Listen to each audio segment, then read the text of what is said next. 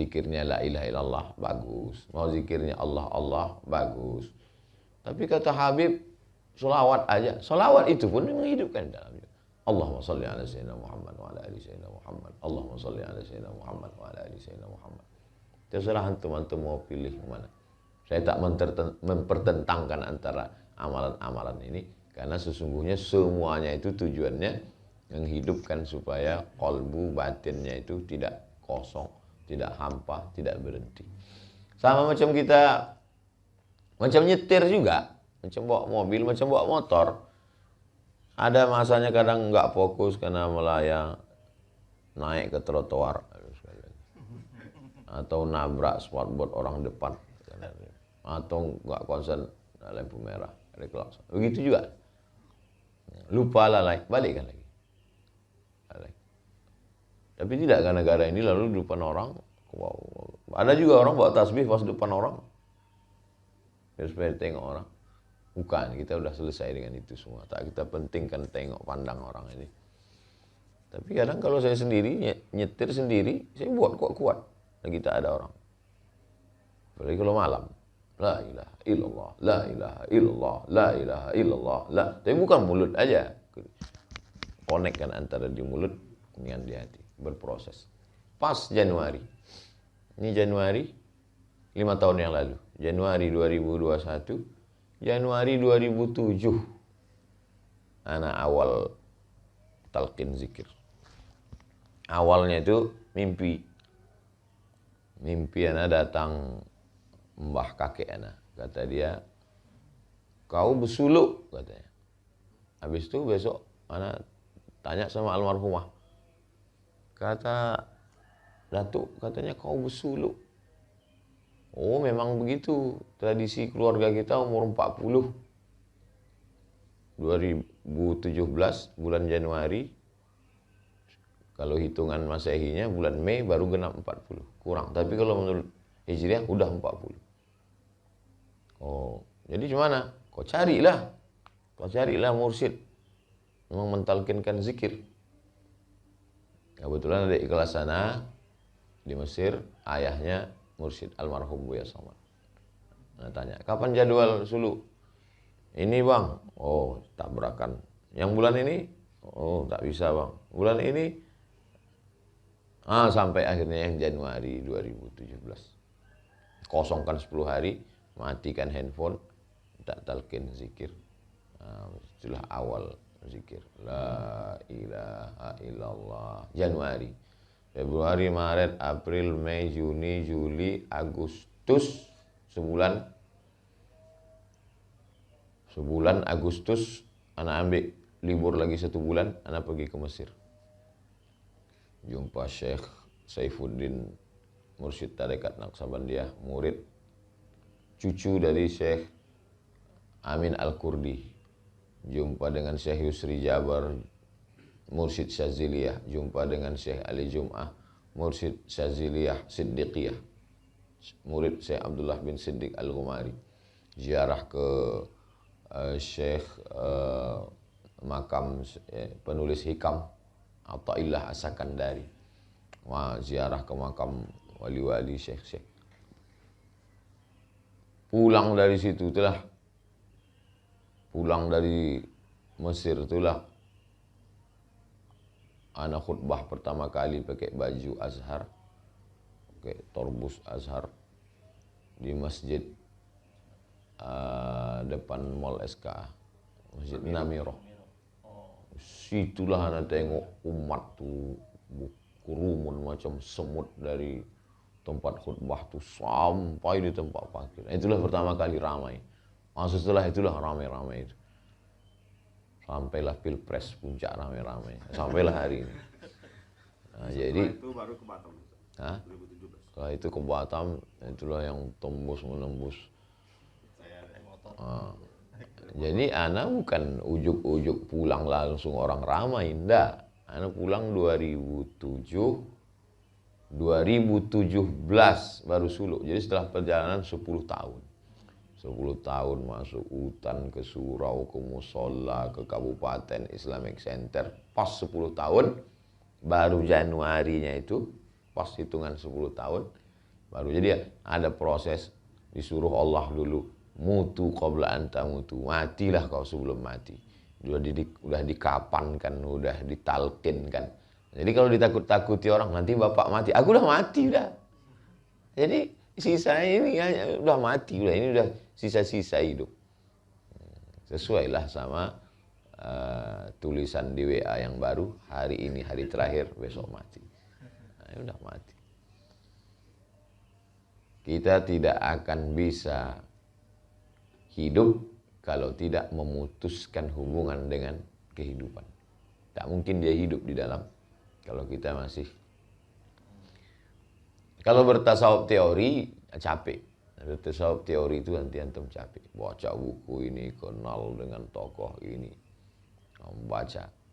Di Azhar tasawuf itu satu mata kuliah. Tasawuf. Lulus sana tasawuf mata kuliah. Tasawuf membaca kitab, tasawuf dengar pengajian, tasawuf. Tapi ana tidak mentalkinkan zikir. Ana tidak syekh mursyid tarekat.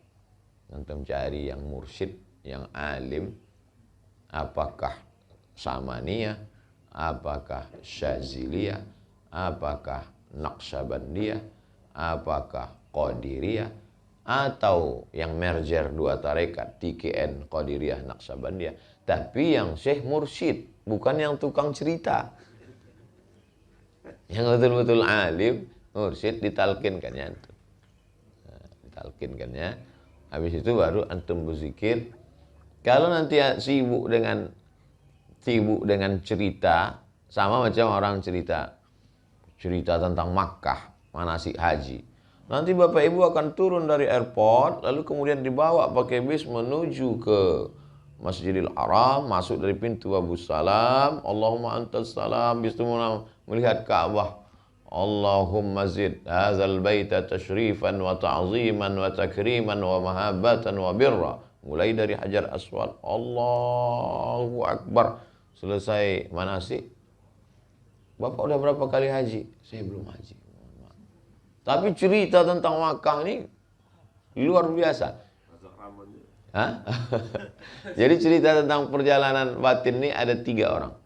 Yang satu, cerita tentang Mekah, tahu detailnya, tawaf, sa'i, melontar jumrah, wukuf di padang Arafah, mabit. Tapi dia tak pernah ke Mekah.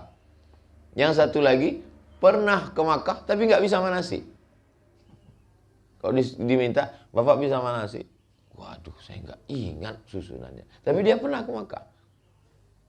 Yang ketiga, pernah ke Mekah, bisa manasik.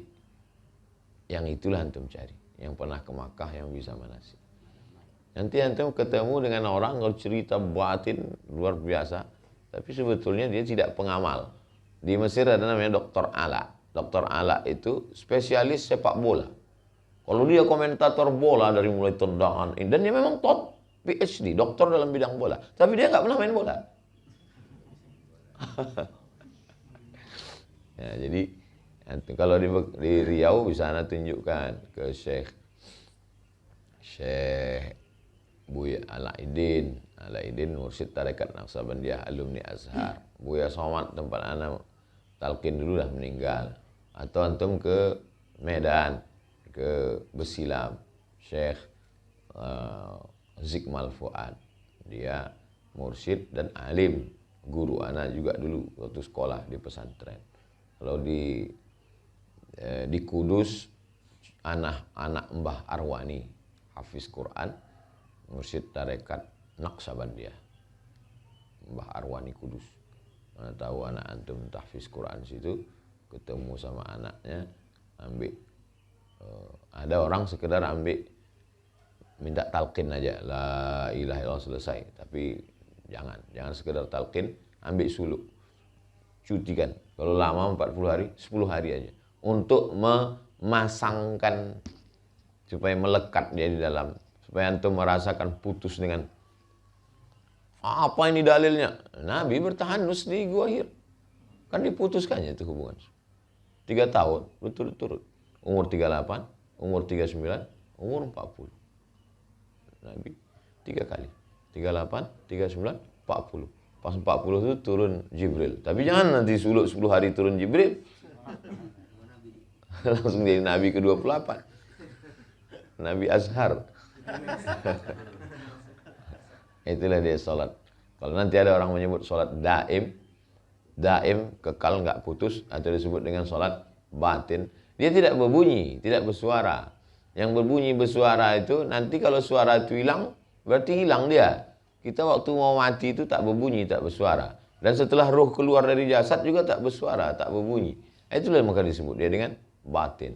Connect dua-duanya antara zahir dan batin. Jangan karena zikir batin lalu yang zahir ditinggalkan. Nabi sholat tidak lagi subhanallah, subhanallah, subhanallah, subhanallah. Kau tak zikir tiga-tiga lagi. Nah, itu orang-orang zahir aja tetap. Tapi waktu subhanallah pas Allahnya itu ke sini tetap. Subhanallah, subhanallah, subhanallah, subhanallah, subhanallah, subhanallah. Alhamdulillah, alhamdulillah, alhamdulillah. Allahu akbar, Allahu akbar, Allahu akbar. Atau nanti pas di sama kiai siapa diajak subhanallah walhamdulillah, tetap connect ke sini. Berawal dia dari sini sama macam, makanya Nabi mengumpamakannya macam segumpal. Kata Nabi, idza shalahat shalahal jasadu kullu. Kalau yang segumpal itu baik, yang lain ikut jadi baik. Kalau yang lain rusak ikut jadi rusak. Maksudnya berawal dari situ. Nanti baru macam peredaran darah. Sebetulnya Nabi ketika mengatakan jantung itu permisalan, perumpamaan. Dari situ darah itu menyebar ke mata, ke telinga, ke otak, ke tangan, ke kaki. Wah, Bapak ini darahnya macet, nggak sampai ke tangan, semutan, kebas-kebas. Ini nampaknya, mohon maaf, nanti stroke ringan, karena tak sampai ke ujung. Darahnya tak sampai, karena kurang semprotan hembusannya dari jantung. Ujung-ujung kesemutan. Kenapa ujung yang pertama kali kena? Karena darahnya tak sampai ke ujung. Orang sakit-sakit ujung.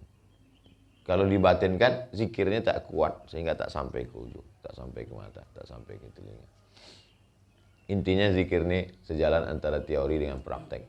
Orang kalau banyak teori, kurang praktek, nanti dia jadi tukang dongeng, cerita. Lebih baik beramal, kurang ngomong.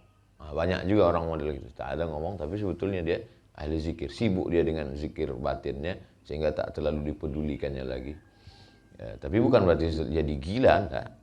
Kita tidak gila dengan berzikir itu, enggak. Kita hanya sedang asik dengan, sehingga tak terlalu kita pedulikan lagi cakap orang, komen orang, tak kita memperdulikan penampilan. Tapi kita tetap dengan kewajaran, tetap rapi, tetap bersih. Bukan berarti setelah zikir lalu pakaiannya compang-camping, pas ditanya, kau tak mementing? Aku tak sempat bersisir karena hatiku sibuk berzikir. Nah, kita tetap berzikir. Allahu a'lam.